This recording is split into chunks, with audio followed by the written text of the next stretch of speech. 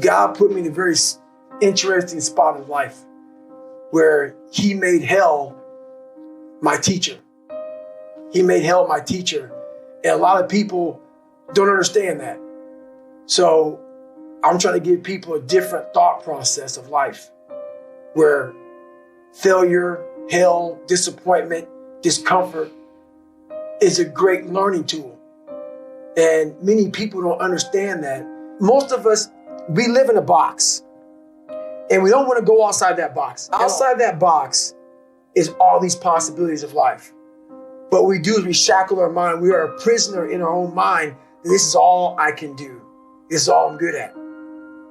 And we take away the possibilities of you could be this, you could be that, you could be all these things. And I never thought at 300 pounds I could be Navy SEAL.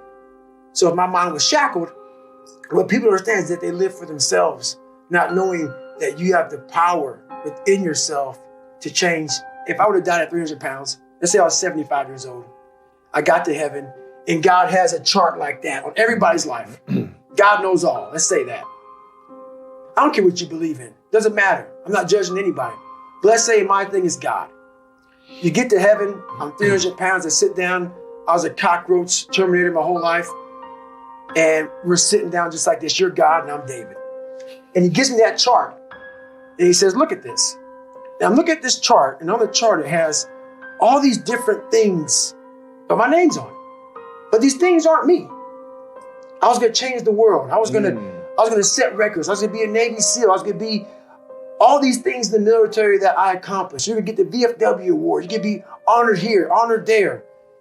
And I'm like, God, this isn't me. Like it says David Goggins, I was an Ecolab guy. I sprayed for cockroaches and I'm 300 pounds. It said here, I'm 185. It says here, I got a bachelor's and a master's. It says all these things. And God goes, no, that's who you were supposed to be. My biggest fear in life is if there is a final resting place in this world and there's a final judgment and you talk to something much bigger than you.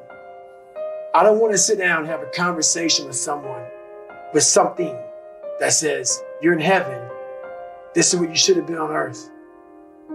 And are you really in heaven now? Or are you in hell? Thinking about how much I left on the table for fear, for not willing to go over the wall and over the next wall and over the next wall. So in my mind, I believe that. And God knows all. At least I believe that. That's how I live my life. I now know that there is no cap on the human mind. There's no cap. We cap it ourselves. For several years, I gave myself a way out. Now, I was 300 pounds and all the way up until I was 24 years old. I would climb a mountain, I'd fall back down. I start climbing, I fall back down for the first 24 years of my life.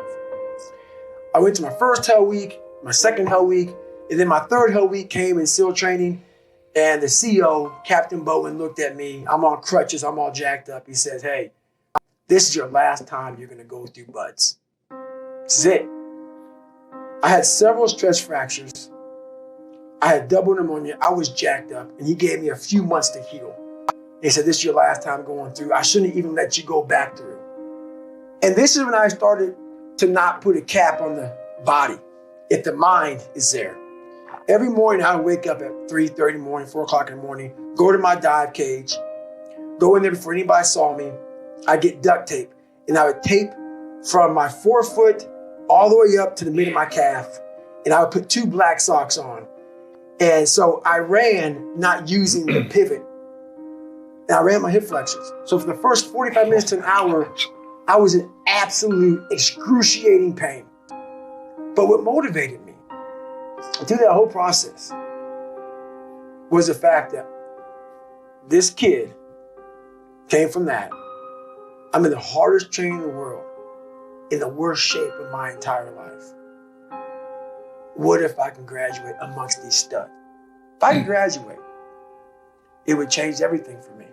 If I can start the hardest training in the world, broken, and graduate.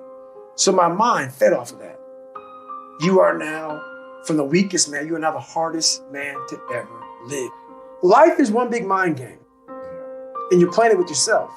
Is it true? I don't care. It got me through the hardest training, starting out broken. Where most people quit, I had just started. And when you take that mindset and you learn to flip that around, that's what made me powerful. And my body followed. And 3 months later, my stress fractures were healed by running on them. And I'm not saying to do that. I'm just saying that when the mind and the body connect and you don't give yourself a way out, the only way out for me at that time was death. I'm going to be a Navy SEAL or I'm going to die trying. Yeah. Period. And my body said, Roger that. We're going to get you through this.